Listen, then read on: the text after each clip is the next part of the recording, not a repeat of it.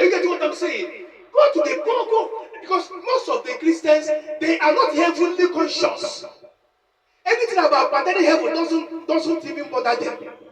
They never knew that somebody can die today and go straight to hell. It doesn't bother them. The whole of the generation of Noah, the whole generation from A to Z, generation of Noah, all the pastors and their wives and their children, where are they? No one.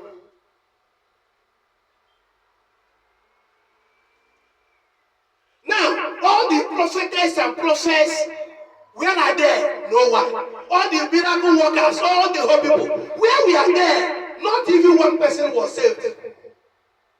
Now, in the kingdom, in the generation of Sodom and Gomorrah, there were prophets, there were pastors and children, there were bishops, there were reverend fathers, there were bishops of all kinds. Where we are there, no one was saved. They were all destroyed. Why? They were preaching because of their stomach. They were not preaching the truth. They were not preaching the truth. They were not giving people the truth.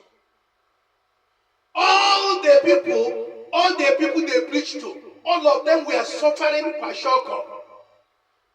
They were suffering spiritual kwashoko. Every Sunday you came to church, you preached to them, but yet they are not living healthy. Their spiritual life is kwashoko.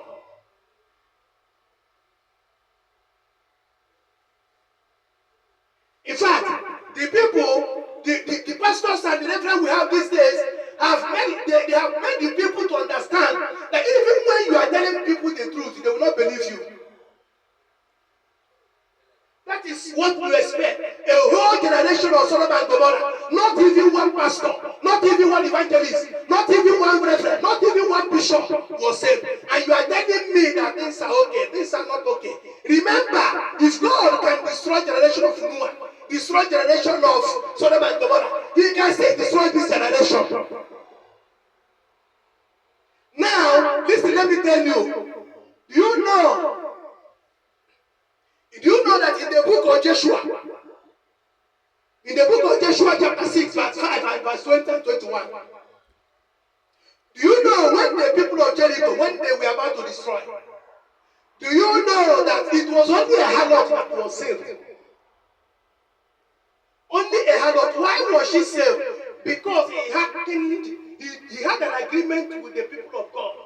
The people that were sent to go and spy the environment, they had an agreement and the woman kept it secret. That was why she was saved upon all the sin he has committed. Yet the woman was saved.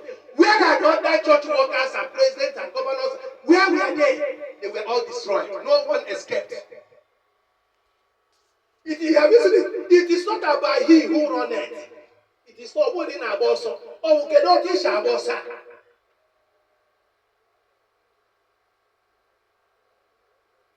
It was only Rahab, the woman that was a prostitute, that was saved.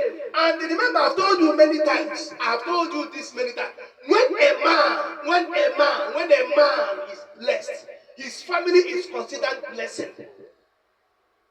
When a man is blessed, his wife, children is going to be blessed. That is for sure.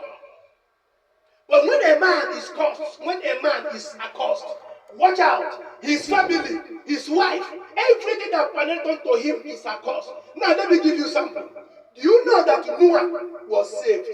And his wife was saved. And his two children were saved. And his two daughters-in-law were saved. Because the grace abound for them.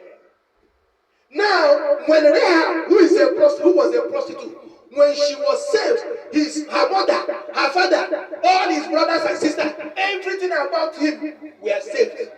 Not because they were prayerful, not because they were righteous, but because the grace that superseded other grace was upon him. She was saved. Now let me tell you another thing. Do you know a man called Achan?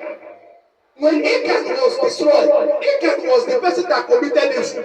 The wife, the children, nobody committed evil with Achan. It was Achan that committed evil. But remember, before Achan died, 36 people has already been killed. And apart from the 36 people, the wife was killed. The children were killed. His animals were killed. All his turned to ashes. Because the man is accursed. Because he was accursed, everything about him was considered accursed. Because he was evil, everything about him was considered evil. So that is why the Bible even said that when you commit evil, that your sin shall be used to regard to your first generation, second generation, and even third generation. Then when you do good, the goodness you do will be used for your children to the fourth generation. So this is what Christians don't know. This is what people don't know about. This is what people don't know. Christianity is not about population. Making heaven is not about population.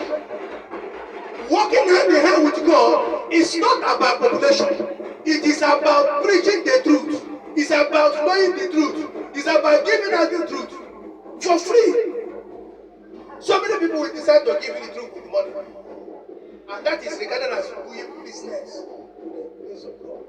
A man of God in those days, before he comes program to you, he will tell you how much you will pay him. He's a renounced man of God.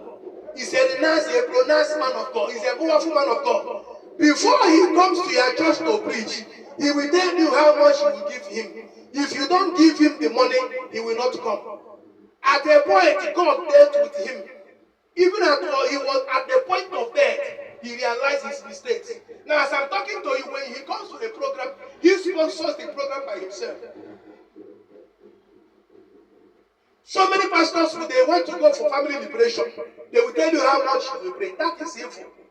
Any pastor that tell you, if I come, you will give me so amount, you bring rice, bring him such a person run away, is not a man of God.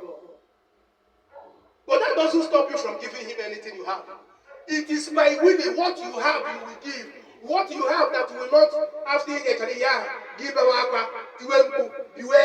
no. If you don't have, if the pastor have, he can even sponsor coming to your house and pray for us to go without anything. He can come today, free by tomorrow. If the prayer works and things come, what you give to him will be better than what he would have charged you. Am I correct? That is the presence of God. If you call me for such a thing, I will charge you. The highest thing I will tell you, okay, no problem for now. You can take care of my transport coming and going. That's all.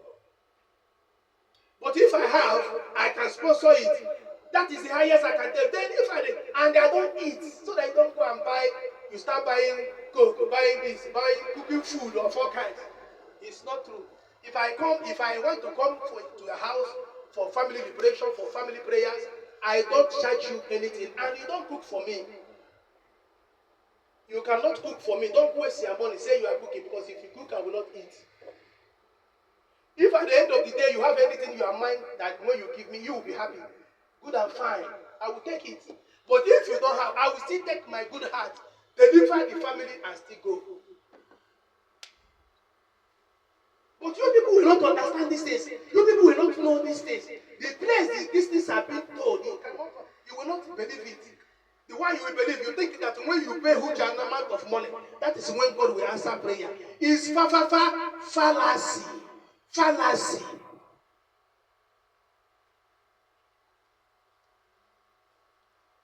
God said he has given you free, and it is free that you expected to give. When you were coming to this life, were you putting on any clothes? Maybe your wife, where God, if we have or were you put on that? And the women or were you all that you have acquired, you don't know when I get to the why can't we be reasonable ones? Can you imagine I got my zogo? Bible says I got my zogo. You know, I don't believe in talking too much. I believe in going to direct message. We have seen it from the Bible. Let me show you something again before I finally pray. Let me show you something. Look at that place, the book of Job, where we read. You know, we read Job chapter 11 from verse 13 to 20. Now look at it again. It says, verse 14. He said, if iniquity be found in thy hand, put it far away, and let not wickedness dwell in thy tabernacle. For then shalt thou lift up thy face without spot, yea, thou shalt be steadfast, and shall not fear.